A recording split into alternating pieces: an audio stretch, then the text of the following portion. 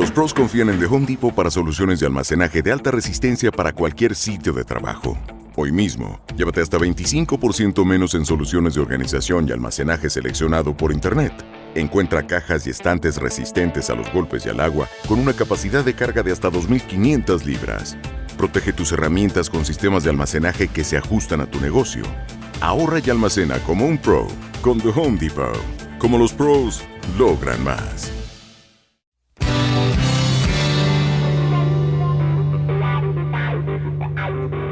You're in a good place now. You are listening to Perspectives with Ashley Burgess. Welcome back live to Live Your True Life Perspectives, and I'm your host, Ashley Burgess. I'm asking the question, is it a predator, is it a trafficker, or is it a friend that your kid is talking to on social media or on gaming? And when we're thinking about parenting children and going through this process, the last thing we think about is who our kids are talking to on social media, who's friending them, or if they're playing games on PlayStation or what have you, who's on the other side of that conversation. I think a lot of parents out there, you're wondering, are you too overly dramatic? Are you paying too much attention to your kid and you need to give them some space? Are you too overbearing? Are you a helicopter parent? And you sit there and you ask yourself, am I being too overprotective? Am I being too much? Should I give them some slack? But it's interesting when we look at some of the statistics and we understand where we are in the world today, and we understand how insane things are getting when it comes to children, when it comes to trafficking, and when it comes to abductions, we really got to think about it. Is there really ever overprotection, or is it just being smart when it comes to your kids? Joining me live in studio is Daniel Bueno. Daniel is not only a good friend of mine, but he brings a lot of information to the table, especially in this subject matter. His ministry is No Matter What outreach ministry, and he has dedicated his life to giving back, to helping folks, and to really changing what's happening in our society today to allow for more peace and safety when it comes to kids, women, and all of us, so that we can live and be happy in our life and not have to worry. But in the meantime, there's some real statistics and some real stuff that we need to look at. Daniel, so glad to have you in studio today. How you doing? I'm doing good. Glad to be here. Well, I'm glad to see you, and I know that we've talked in the past about some of the work that you've been doing. Tell me about how you got into this ministry and how you got into helping folks getting off addictions and getting out of that cycle, but also even working into the human trafficking side of it and really, trying to stop and put a stop on what's happening right now in our society today. Okay, well, how I got into it really was because I myself I'm an ex-member of organized crime, and I, for over 2 decades, lived a life of crime, trafficking guns, drugs, and human beings. And at the same time of doing this, I also have over 20 years of being a drug addict. So about 2 years ago, back in August 28th of 2016, when I changed my life and surrendered my life back to God, I quickly realized that my purpose in life was to help others get off of drugs. But I first had to make sure that I stayed clean. So I spent a good 2 years of building a foundation in God's Word, making sure that my cleanness, my sobriety was strong, and I had something to fall, that I wouldn't be falling backwards into using or going back into this life of crime. So having the experience of selling drugs, trafficking drugs, being a drug user, I definitely don't want to leave that out, because a lot of people are like, okay, yeah, you sold drugs, but did you use them? Yes, I used it for over 20 years, at the age of 18 until the age of, I believe, 38, 39, I was an active addict, constantly using some form of drugs, whether it was alcohol, whether it was weed, whether it was coke, meth, whatever the case may be, I was always on something. So after cleaning my life up, I actually thought to myself, how could I give back? And in staying in prayer for several months, God had revealed to me that it was my time. The way I could give back was to help others change their life. And actually that vision came to me, I would say, 3 or 4 years before it actually happened, before I changed my life to Christ, or gave my life back to Christ. I actually saw a vision. I was involved in an auto accident that I was pronounced dead in. And in this auto accident, I had seen a vision of my father who had passed away 3 or 4 years prior. And the only thing he told me was that he was sent to tell me that it wasn't my time, that I had to come back, change my life, and then help others change. And that was 3 or 4 years before it actually happened. So the seed had been planted years before. So when I finally got out, I started talking to people and going to NA meetings and being there for people. And I really had a passion for helping individuals get off of drugs, to understand that there is a better life out there, and to understand that, this can only be done one way, and that is with the foundation of God, which is why my ministry is called No Matter What Outreach Ministry, because no matter what, we will stand on God's word to help you live a better life, to help you live a clean life through his word.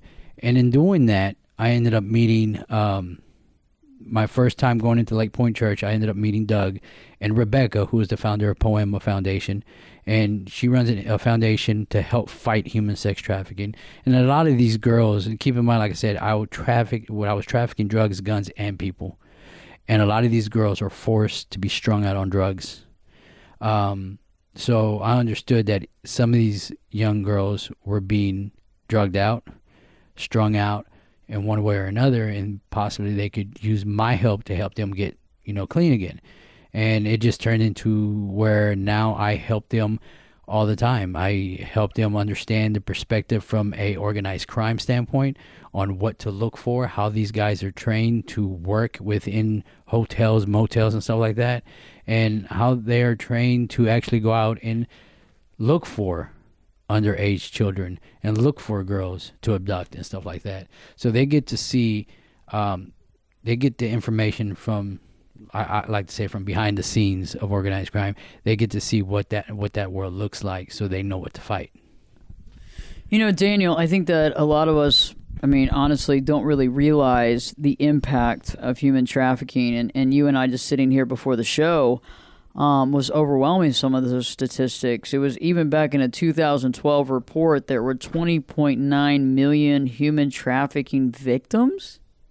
20.9 million, and that was worldwide. That's that many in 2012. So it's gone up since then. But the scary part to me is that's 20.9 million that have been reported. Wow. There's still a lot more that have not been reported. So because we don't know. Some people just get abducted. Right. Kids get abducted, and all that stuff happens. We don't know what happened. Right. Those are the ones that they've actually said, okay, these were abducted, they were trafficked. We actually have a number. Right. Wow. It's interesting too. We were reading as well that it was like 14,000 to 17,000 people are trafficked into the United States, which I find very interesting as well. For folks that are listening to this show, Daniel, who do you think is some of the biggest targets when it comes to human trafficking? Underage girls. And what is that? What is that age range? The average age for a underage female or underage girl to be abducted is 12 years of age. So that's the average age. That's the average age. What about boys? Do we have to worry about that? Yes, boys are targets also. It's not, I would say, I think I heard somewhere it's 1 out of 3. One boy out of every 3 girls is abducted. So it's not a high number, but it is happening. There's a story of a kid in Texas, here in Dallas, that was abducted because he friended somebody on a gaming unit. He was gaming with somebody, and this woman was like 30-something years old, and she lived up north, Chicago maybe, I can't remember. But they became friends. He was 15. They became friends. They ended up turning it into some kind of relationship where she talked him into leaving the house, and she flew down, picked him up at the airport, flew back home. The posters went viral, not just with all the organizations out there were going out and showing the poster that this kid was missing, but somebody shared it on Facebook.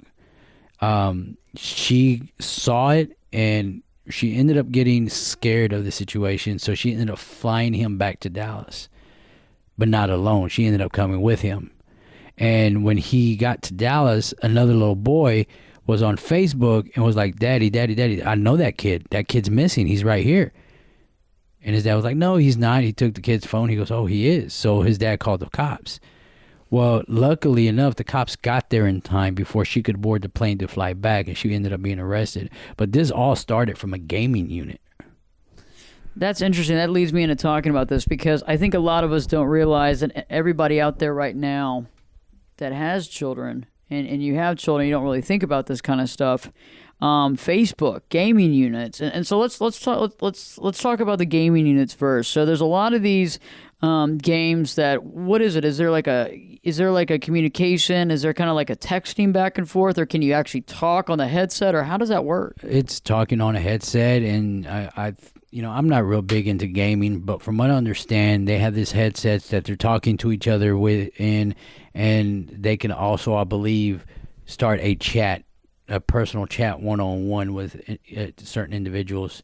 So it's different forms of communication through gaming that goes on. So they can have communication with people. They don't know who they are. Right. Is there kind of like an icon of something that they're looking at, like a picture, or can they actually see these people, or they don't really know who they're talking to? They don't really see these people. Sometimes you can upload your own picture. Mm-hmm. Okay. And that being said, a 14-year-old kid's going to think he's cool on gaming, and he may not have an emoji. He may have his own picture. And a 40-year-old man or woman may be on there looking for a young kid, may not upload the picture. As a matter of fact, they won't upload the picture of who they actually are. They'll upload a picture of, a younger child to make them think that they're also young as well, to get them, snared in. Does the same thing you find, does that also happen? Because I know that there's a lot of folks out there that might be on Facebook as well. Facebook, Twitter, Instagram, Snapchat, you name it. So they create these identities that are not really themselves, and then they're basically predators that are predators that are going after these young kids. And how, because I know you were talking to me about that earlier, how do they go after them? How do they get the kids to, talk to them? What's their normal mode of operandi? Well, normally what happens is they will create a fake Facebook, or they will have one of their children create a Facebook, or put a picture of their child, as their picture. And they friend all these underage children. And as they're friending these underage children, we all know that Facebook is synonymous for drama, So, for instance, let's just say you get onto your child. You're in trouble for not doing your homework, whatever the case may be. He runs to his room, shuts the door, and my mom is so unfair. My dad is so mean. I hate living here. I hate how the rules that they have. I can't believe that they're being so unfair. They just don't understand what it is to be a child. I mean, come on now. They had to be children before they grow, right? But as children, I know I did. Man, my mom just doesn't understand what it is to be a child. She's never been here before, has no idea the pain and suffering I'm going through. So these fake profiles that have friended all these underage children, they keep seeing all these feeds, and all of a sudden they see that. So they message them. I'm so sorry that your parents are unfair. I'm so sorry that my parents are cool. My parents let me smoke weed in front of them. If you ever want to get away just to clear your head and hang out and have fun, you can come hang out here. And in reality, what it is, it's a predator or a trafficker sitting there baiting that child. And if there's enough of the unfairness that he feels his parents are having against him, he's going to respond to that. It's like, okay, I'm ready to hang out. Well, I'll pick you up at this time. I'll come by, I'll honk. You can come out the window and we can go hang out. He does that, and next thing you know, he's been abducted, That's interesting, because I think a lot of us don't realize the situation. I know that many of us know that there's fake profiles on Facebook. I mean, if I get another fake friend request from somebody that supposedly is a decorated man in the military, that has no friends and has no pictures to show, I don't know what I'm gonna do. Nothing. I'm just gonna like moan about it. But yeah, I mean, and I'm gonna say no, denied. But it's like we all know there's fake, profiles, but none of us really think about the implication when it comes to our kids. Right. It's funny you say that because I got a friend request from Megan Fox a couple weeks ago saying she wanted to meet me. Hello, you're not Megan Fox, first of all. I'm 41 years old. I think I know the difference between a fake profile or not. No, thank you. Delete. But yeah, it happens. These profiles are out there, and our kids don't know how to spot them. If I put a profile up there of me being a 14-year-old kid, doing what 14-year-old kids do, and I friend all these 14, 15-year-old kids, I'm going to start a conversation with them. They're going to start a conversation with me. We're going to become friends. And when I feel like I can grab onto them and have them come hang out with me, I'm going to make that offer. And you're going to accept it because I'm just another kid in your eyes. You don't understand that I'm really a 50-year-old man behind the scenes that's a predator waiting for the right moment to snatch you. See, that's interesting. I actually, years ago, I had a couple of ladies that came in, and it was interesting. They had gone through a situation where I guess they were both I think they were about 13, and they were ladies. They were older ladies now, but I guess back when they were 13, they were in the same situation, upset about it. I think it was MySpace or something like that, and they were arguing about their parents, and it was something all the time. And some people came by their house, after they had this conversation for several days, several weeks, and came and got them, and they were actually kind of put into some sort of sex type of organization. And the only way they got it, there's a long story. It would take us hours to talk about it, but, both of these people were able to get out of the situation. But I mean, and it was all based on the fact that they were unhappy at home. Parents weren't allowing them to stay out at night. Parents weren't allowing them to drink because they were too young, and they were having to go to bed at 9:00 at night, and they didn't like it. And so they found someone else on MySpace that was like, oh, I can do this and I can do whatever I want, and my parents don't care. And that's how they got lured in. And you're right. That's how they do it. And then they just show up at their house and pick them up. Yep. That's how easy it is. And let me say this. For years, I lived in the secular world. I am a licensed minister now, and I'm a godly man. But I do know, before I go any further, I do sin and I do fall. That doesn't make me perfect by saying that.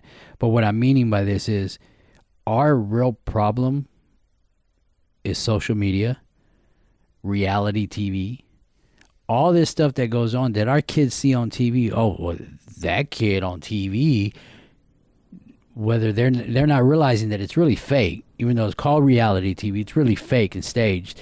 That kid can go drink and he's 17 years old or he's 16 years old and his parents let him go party, and they go party and go do this and hang out with their kids in the mall. They can leave whenever they want, be gone as long as they want. Well, that's TV, and it's behind cameras. And yes, there's a lot of guards and protection, and they make you feel like that's going on.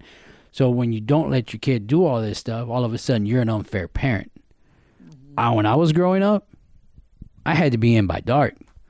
When I was playing outside, I had to be around the house where they could see me. There was my parents who were amazing at being parents. What I thought was being overprotective was not being protective enough. Now that I look back at it, because they did everything in their power to protect us, knew where we were at all times, knew that when they weren't home, we had to stay in. And if we weren't in the house while they were gone, we were in trouble.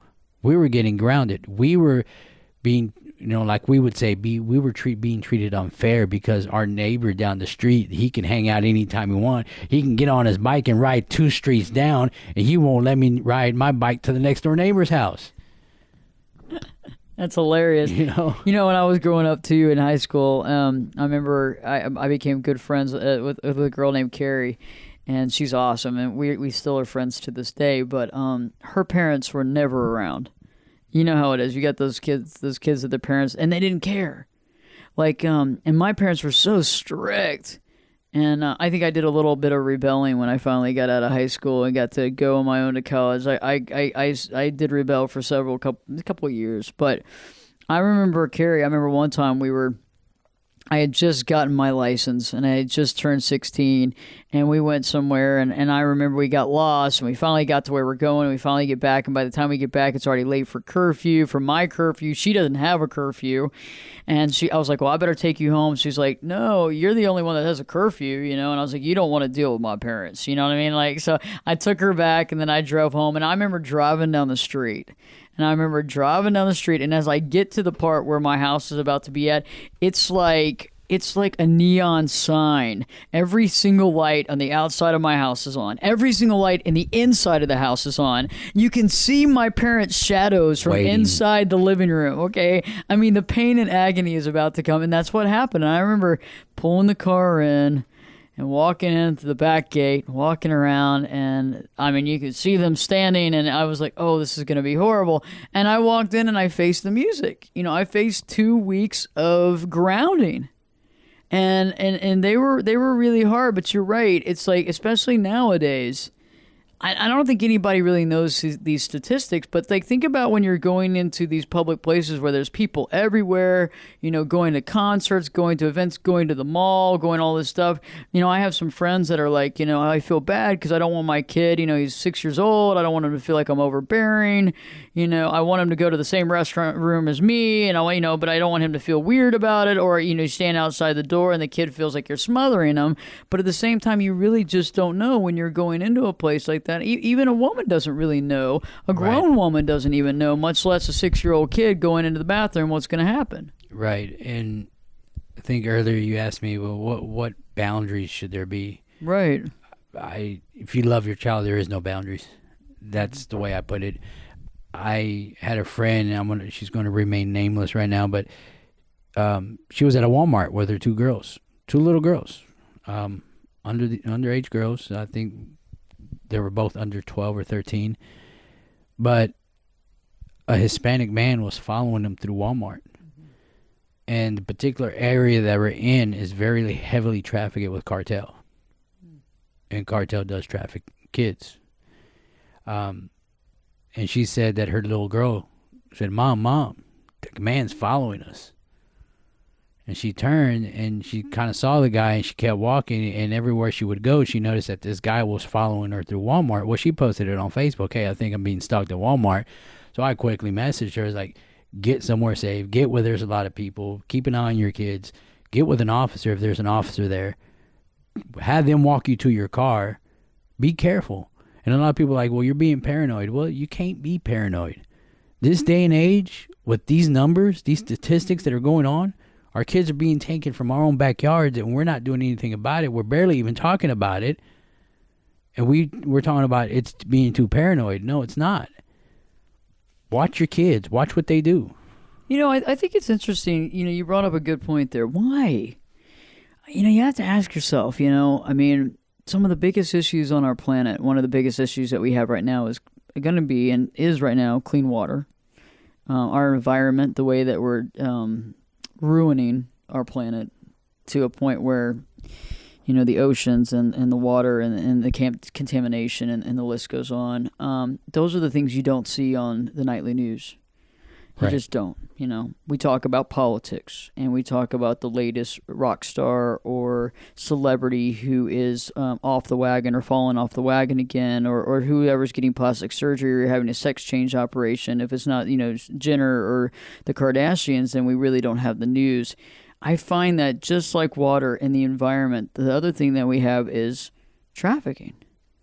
And this is an epidemic, and really nobody's talking about it. And that's what always is very weird to me, is that it's this huge thing that's happening and we're all ignoring it. Is that what's happening? It's exactly what's happening. Let me put it to you this way. Say you're a loved one, you're a parent, and your child is an addict. You're not gonna want to bring it up. You're gonna want to act like it's not happening. You're gonna want to ignore it.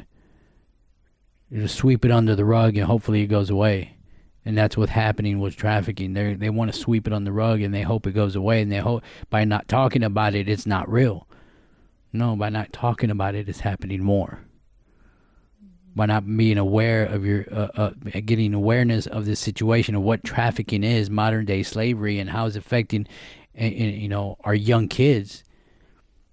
It's happening more. If we are made aware, and if we go to these community awareness things, it doesn't have to be Poiema, but Poiema, you go to their website, they'll tell you what weekend, what classes, what days they have classes, and to make you aware of what human trafficking is, and community awareness, where groups of people go out looking for these underage kids. If you just take 4 hours of your time just to be a part of that, you're now not sweeping it under the rug. You're making yourself aware and getting yourself the information and the tools you need to not just protect yourself and help other kids that are missing come home, but protect your kids from being taken. I think it's a lot like, knowing what a heart attack looks like. Right. We can sit there and go, well, I hope I'm not having a heart attack, but it's good to know what are the symptoms of a heart attack. It's good to know what are the symptoms of it. What's the difference between acid reflux? What's the difference between a panic attack? What's the difference in a heart attack? And I think the same thing applies here with human trafficking. What are some of the things? So, I've heard some folks have gone to some various classes, the things to be aware of. Like if you see people, how to recognize somebody that might be currently in a trafficking situation, currently being held against their will by somebody. What are some of the big red flags? So if you're walking around and you see something odd, what are some of those things that to be aware of? Well, if you see a young child, let's just go with a young underage girl, age 14, 15, whatever, she's underage. These children are going to seem disconnected from the world. Their confidence, their self-esteem, their everything that they are as a child is broken down and taken from them. So when you see a child walking with an older man and this child's head's down and they look disconnected, and they don't speak to anybody unless they're allowed to be the guy next to them allows them to speak. Like they're being controlled. If you see stuff like that, keep an eye on it. If it looks out of place, call the police. If it's an underage child, call the police. It's better to be safe than sorry is what I say, because that child may have been taken weeks ago, and just because we don't want to stick our nose in somebody else's business, we don't say nothing. Well, if we took 2 seconds to call the cops and be like, look, I don't know what's going on, but this child something strange is going on. This child looks off. She looks disconnected. She looks like she's on drugs. She only looks like she's like 13, 14 years old.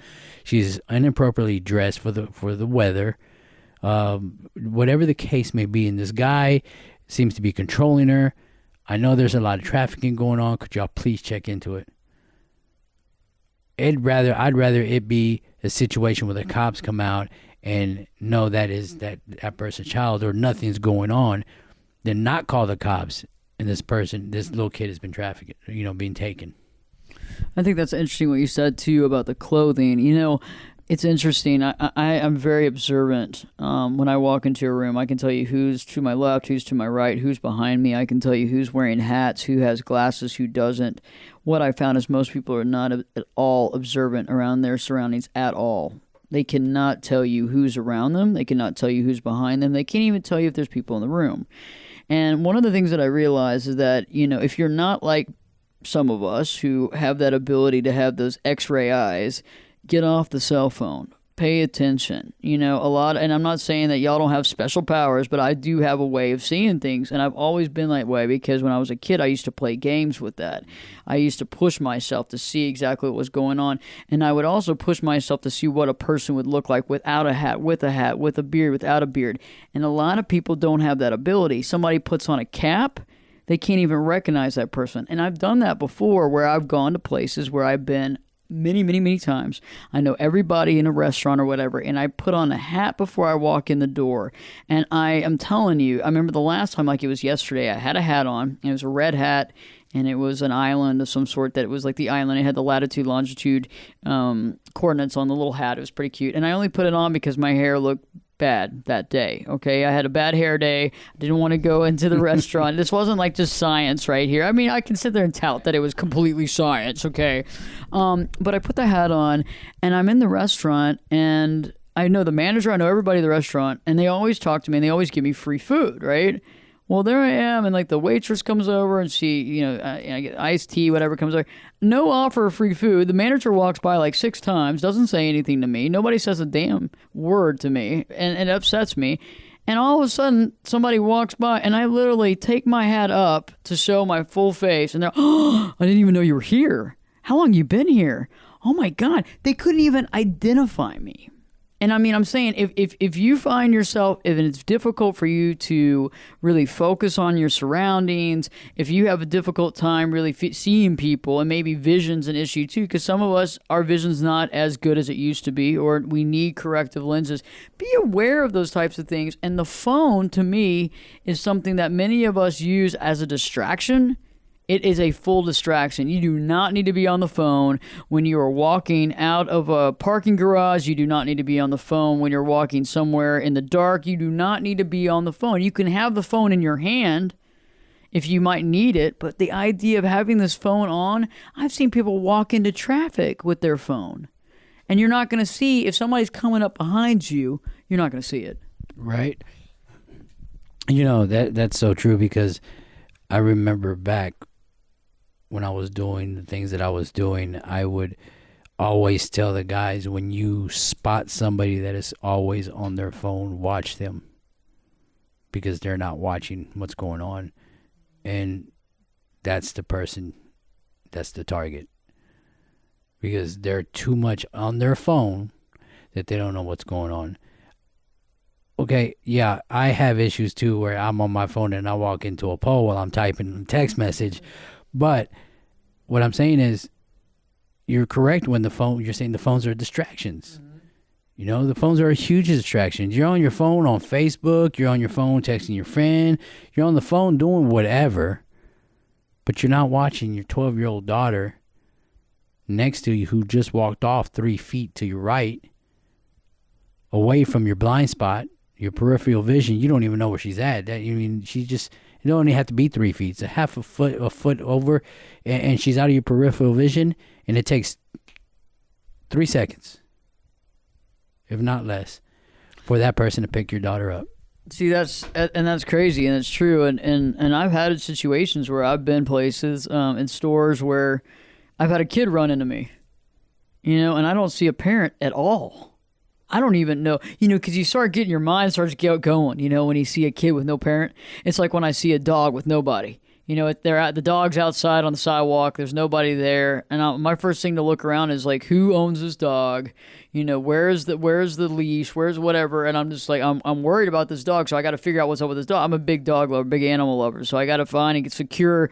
But it upsets me, because when I finally do find, the little dog's, family, it's like, there's no collar, there's no leash. It's like, what are you doing? But when you see a kid in a store and they're running around and they run right into your legs and there's no parent there, and I'm like, hey, who do you belong to? And I've walked through a store before looking for the parents of kids. I just came up with a great idea, and it may be years down the road, but I'm going to do an experiment one of these days where I'm going to go into a store and I'm just going to grab the kid, go sit down on a bench, and just sit there, buy him a drink or something, just sit there and wait and see how long it takes for the parent to look for him. Mm-hmm. To teach them, hey, this happens in your own backyard, and because you were on your phone and you let your kid run around, they could have been taken, but luckily they're with me, and they're safe.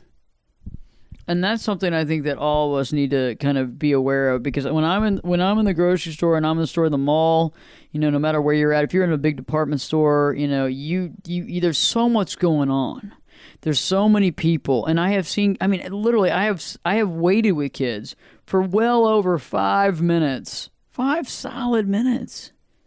5 minutes, that kid's gone. I can't remember a time growing up that we went to the store that I was a foot away from my parents. They always knew where I was. They always knew where me and my siblings were. They didn't let us run off. They didn't let us stand behind them. We were where they could see them or see us. You know, and as a kid, we're like, oh, that's overprotective. But as a parent, it's really not. Now that I'm grown, I'm like, I'm glad they did. You know, I thought it was interesting you were talking about, your kiddo, and when your child wanted to have a Facebook page. And I think this is something that everybody needs to hear. So your kiddo comes to you one day. How old was he? Oh, God, I think he was 9, 10. And what did you say when he said, Dad, I want a Facebook page? Well, he came to me, and he really was scared to ask me, and to be completely transparent, I was actually locked up in Dallas County. And my mother had brought him to see me, and he was kind of scared to ask me. My mom goes, just ask him. So he goes, Dad, can I have a Facebook? And I thought about it for a minute, and immediately I'm like, you're too young. Mm-hmm. But my friends have Facebook. My friends have this. My friends, I can communicate with my friends, and I said, okay, hold on. I'll agree to it on one condition. Your mom and both your grandmothers have your username and password, and they can check it any time, and you are not to get mad at all whatsoever for them logging in to see what's going on, and it's not to see what you're doing wrong, it's to see who's contacting you. I go, because son, there's a lot of people out there that'll try to get you through Facebook, and we won't ever see you again. That's powerful, because I think we don't really realize. I mean, a lot of us get those fake profiles, people asking us to be friends.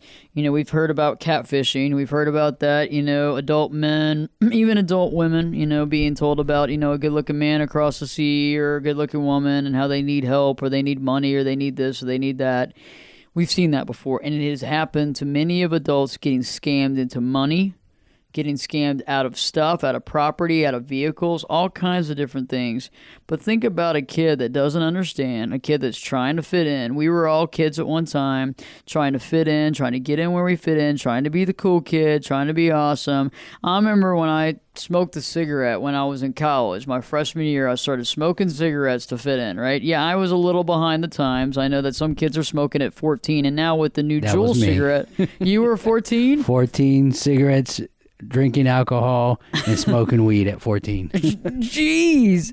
Yeah, no, I smoked a cigarette when I was a freshman in college, and I remember I got a pack of cigarettes, and I thought I was so cool, and my kids, my parents were extremely strict. I mean, there was nothing. I mean, when I talked about going to bed in high school, I think it was still light outside, and I was in high school, but it's like these kids nowadays, I was on some of the stations on Fox talking about vaping. Some of these kids now in middle school, by the way, are vaping. They're using the new Juul product and all that stuff. I mean, think about it. Parents find out they're vaping, and then they get in trouble, they get grounded or whatever, and then they're online talking about how their parents are hateful, and they want to find other kids that they can get in trouble with, not to mention smoking weed, edibles and all this kind of stuff nowadays that half of the parents are doing too. And then you got the kids that want to do it, and then they find somebody that's cool online. I mean, and how many adults have been bamboozled online into maybe meeting the love of their life? I mean, think about if you're a 13 or a 12-year-old kid, parents aren't paying attention. Somebody's paying attention to you. Yep, at that age, somebody paid attention to you. A kid at that age, the love of their life is a best friend who does what they want to do, and their parents allow them to do it, and they can go hang out at their house and do what their parents don't allow them to do. They want to do what they got. They want to get away with stuff. It's interesting because I just don't think a lot of us think about that. We don't think about how sneaky and the ways about doing this kind of stuff. And I think it's better to sit there and be a little overprotective, because I agree with you on Facebook. and social media. See, I don't do the Snapchat and stuff, but that's another thing too. The Snapchat, I heard that's an issue too, right? Is that happening on that type of thing too? Right. Snapchat, Instagram, Facebook, any type of social media. I think there's one called Moco Space. What's that?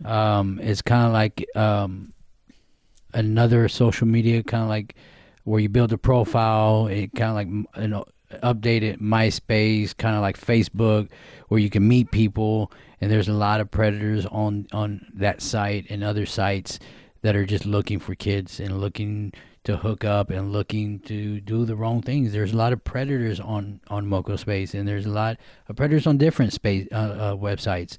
Poiema Foundation has a guy that goes around, and he's actually an internet surveillance guy, and he does, if you log into their website, you can, they'll post when he's doing a class, but his job is to act like a 13 or 14-year-old girl.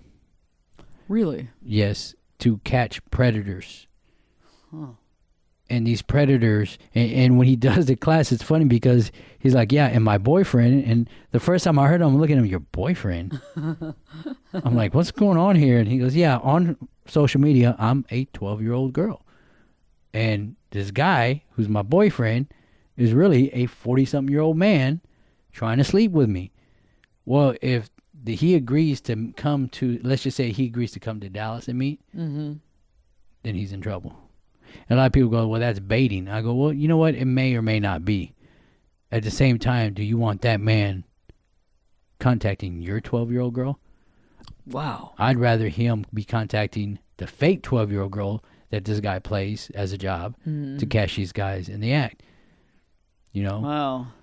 So. That's wild. And we don't even think about that. I mean, it's amazing. And, we've seen so many. That's the thing that's really interesting is, occasionally you have someone famous get caught for pedophilia, Yeah. And what was the, I hate to drag people's names through the mud, but, the guy that was with Subway sandwiches, and we've had other people. And then recently we've had Bill Cosby, who got caught drugging women, right, over a period of time. He's serving jail time right now. Right. These are just the ones that you hear about. How about the ones we don't hear about? Yeah. That's a bigger number. It's a huge number. Yes, it is. And I think that we got to really focus on that because there are real predators, there are real traffickers, and we really do need to know what our kids are doing. So what I want to do toward the end of the show today, because I think that y'all were probably taking in a lot of information. Many of you may have kids that this is directly affecting you. Many of you have friends that have kids that you need to tell them about the show, really send them the link to the show, get them hooked up with the show because this can really help them. And Daniel's going to be on some more shows here in the future as well. But let's talk about the things that we can do proactive. I mean, I want to shoot out with the first idea.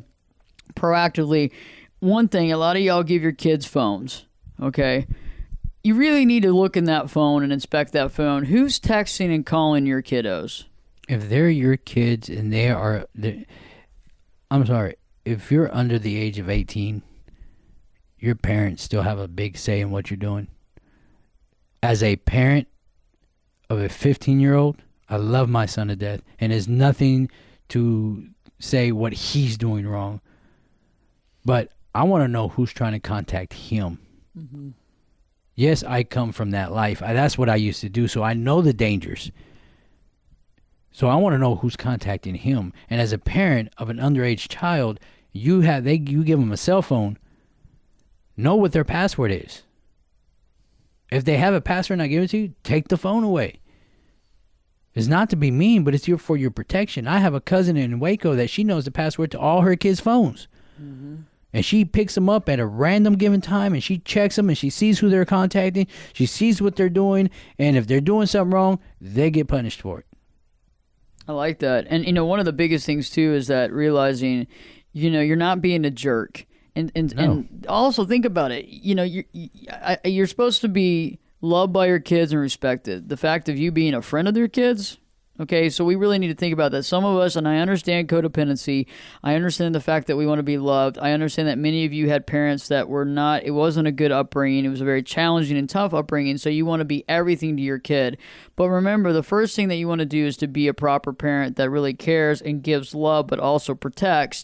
Being a friend to your kid is not what you need to do. Okay. No. Nobody respects a parent nobody respects the parent. The kids don't even respect the parent that does it. But one of the things I think about the phone thing is you really want to know. Some of my friends, actually, what they do is when school's out, kid comes home from school, they give the phone to their kid for safety so that they can contact them if they need a ride home early or whatever it is. But when school's done and they head home and it's about to be dinner, that cell phone goes to their mom and dad. And one of them looks at that phone. I mean, consistently. Yeah, I don't see why not. That's a great idea. I think it's powerful. Yeah. The thing is, you said about being a friend to your kid. I remember my dad, may he rest in peace. He was an amazing father. I remember one time he looked at me straight in the eyes. He goes, "I'm your dad, not your friend." Mm-hmm. And I remember that to this day because now I realize he did the things he did as a loving father to protect me, to do the right things, to make sure that I was safe at all times. I understand that now. And as young kids, we don't understand that. We need to, talk to our kids. Let them know that these are the dangers. Watch documentaries with them of these situations, of human sex trafficking, of things happening. Show them the truth. And let them know that this is happening in their own backyard. And I'm not doing this to be mean to you, son or daughter. I'm doing this because I love you. Yeah, because getting that back, as a therapist, I've worked with married couples where their kids have been taken, abducted, and never came back. Yeah. And that that ruins. There's a certain percentage, and I don't have it off the top of my head, but there's a certain percentage of marriages that do not come back from that. And also the PTSD involved and the loss and the grieving and the resentment and all that, it doesn't make well for anything. I would much rather be looked at by my kid as being overbearing and I can't believe mom won't let me do this. I'd much rather have that and be able to see my kid graduate from college and get their first job, out of college and get married and have kids of their own than never be able to see that opportunity. Exactly. I mean, those moments can be taken in a second and can never be replaced. I'd rather be that parent as well, because my parents were those parents. My parents were that strict. And I sit back now and I'm like, I'm glad they were. I sit back now and I see that they did it out of love. They didn't do it to be mean to me or be the uncool parents or not be my friend. Because like my dad said, he's my dad, not my friend. Mm-hmm. My mom was my mom, not my friend. And that was powerful. And we don't realize it till we grow up. And so, yeah. And also one thing before we end today's show, Daniel, is there some things too, because, when it comes to, abduction and human trafficking and predators and all that stuff, that's one thing. But is there also something that parents need to look for when it comes to drugs? Things that parents need to look for, because, there's some red flags when their kids are using drugs. What are some of the things, if it's kind of new, what are some of the things besides like paraphernalia and finding that? Is there some other things that they need to be aware of? Because this could lead them down to the slippery slope of, looking toward an outside source for XYZ that could lead them to this path. It's very simple. You are with your children all the time. You know how they act. You know their mannerisms. You know their body language. You know their attitudes and their personality. And if anything seems off, something's going on.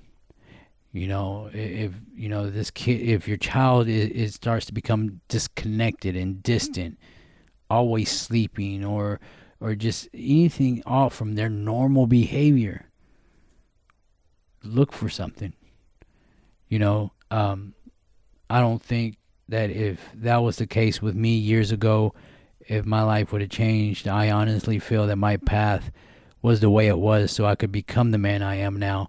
But I can see now where if I see something in somebody else, I'm going to say something.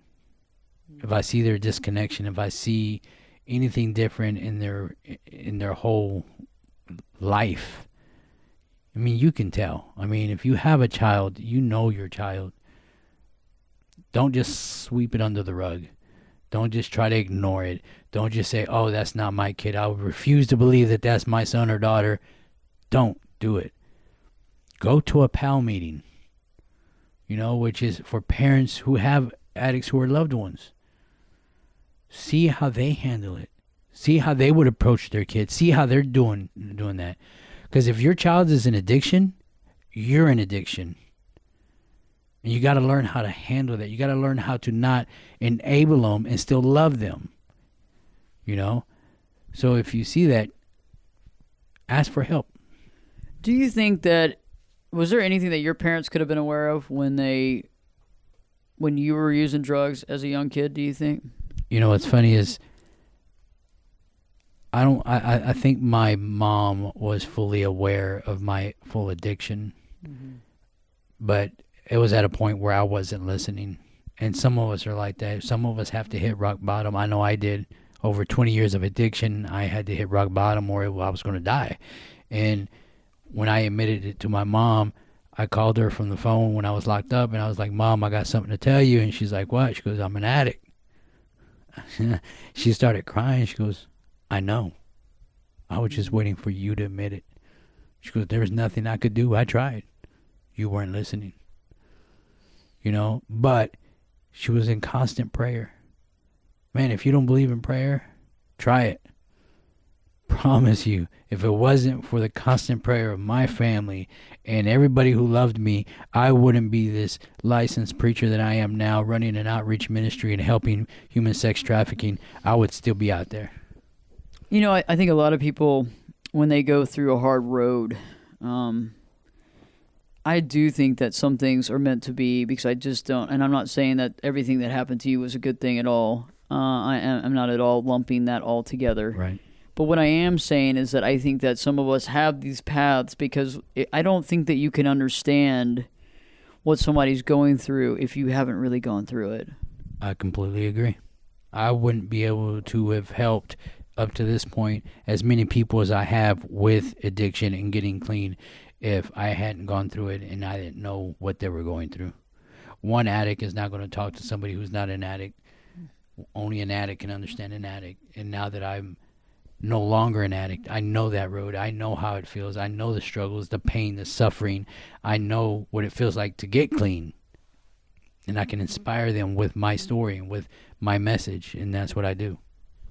And I like that, because I think that when we're not, when folks aren't sober, it's just, they're not only are they killing themselves, but they're silencing their higher self, their soul, their being, almost imprisoning in a prison that's been created by themselves. And I think that, if you are going through addiction, definitely reaching out, as well as being aware of what's going on with your kids. I've had some situations where some clients have come in and they've turned the blind eye, or they see something that's going on with their neighbor's kids and they haven't said anything.